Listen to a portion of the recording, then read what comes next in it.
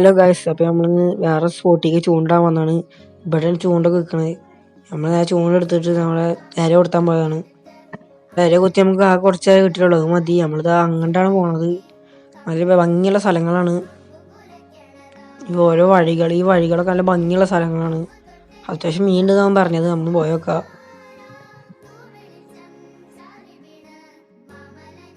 കുറേ നേരത്തെ നടത്തതിന് ശേഷം നമ്മളിവിടെ എത്തിയിട്ടുണ്ട്.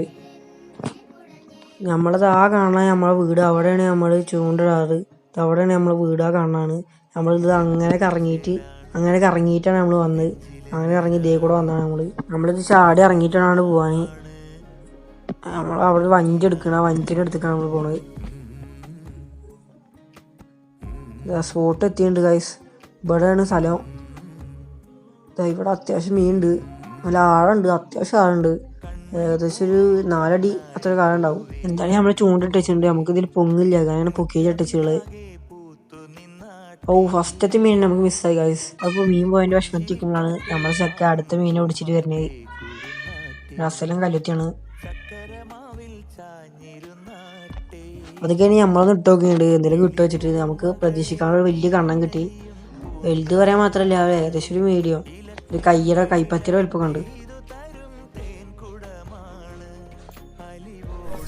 തറക്കാടില്ലാത്ത 2 കല്ലുത്തിനും കിട്ടി, വലിയ കണ്ണനും കിട്ടി. നമ്മൾ അര കഴിഞ്ഞില്ല. നമ്മൾ നേരെ വീട്ടിൽ പോകാൻ നിൽക്കുകയാണ്. 6 മണി സമയം. ഓക്കെ, അടുത്ത വീട് കാണാൻ വെക്കും. ബൈ.